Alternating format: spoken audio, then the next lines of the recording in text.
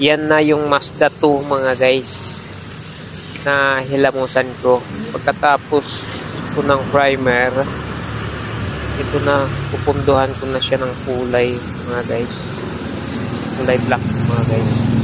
Halos pekot din ang tama nito. Yan dito ako sa may right side niya.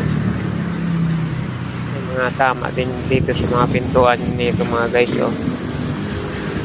Ayun.